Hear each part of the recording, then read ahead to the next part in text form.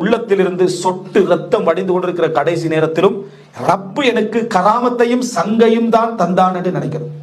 ரப்பு எனக்கு கராமத்தையும் சங்கையும் தான் தந்து நினைக்கிறோம். நினைச்சு பாருங்க, யூசுப் அலைஹிஸ்ஸலாம் சிறையிலிருந்து வெளியாகிறாரு. எப்படி சொல்றாரு? என்னை சிறையிலிருந்து வெளியெடுத்ததன் மூலம் எனக்கு உபகாரம் செய்து அல்லாஹ்வுக்கு எல்லா புகழும். சிறையில போட்டதும் அல்லாஹ்வுடைய விதி தானே, அதை சொல்லல. அது தன் பாவங்களோ தன் பலகீனங்களோட காரணம். அல்லாஹ்வுடைய அதப பாருங்க. அல்லாஹ்வுடைய இப்ராஹிம் அலைஹிஸ்ஸலாம் சொல்றாரு, அவனே எனக்கு உணவளிக்கிறான், அவனே எனக்கு குடிக்க தருகிறான், அவனே என்னை நோய்வாய்ப்பட்டால் குணப்படுத்துகிறான், அவனே என்னை நோய்வாய்ப்பட செய்கிறான்னு சொல்லல. நோய்வாய்ப்பட்டால் அவனை குணப்படுத்துகிறான். ஆனா இந்த சங்கையற்ற வார்த்தைகள் எங்கள்கிட்ட நிறைய பேட்ட வருதா இல்லையா? அல்லாஹ்வுடைய விஷயத்துல சங்கையற்ற, அல்லாஹ் ஏதோ தெரியும் நம்மளே சோதிக்கிறான், இன்ஷா அல்லாஹ் தரும் அப்படின்னா இது குஃப்ரான வார்த்தை. நீங்க அல்லாஹ்வோட கண்ணியத்தை என்ன செய்யல, நினைக்கவே இல்லை. அல்லாஹ் உங்களுக்கு எங்கேயோ வச்சிருப்பான். உங்களோட வார்த்தையால நீங்க எங்கேயோ போயிருவீங்க.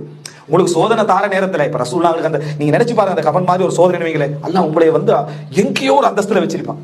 நீங்க அதை விளங்காம வார்த்தைகள் என்ன செய்வீங்க? அல்லாஹ் உதவி அவசரப்பட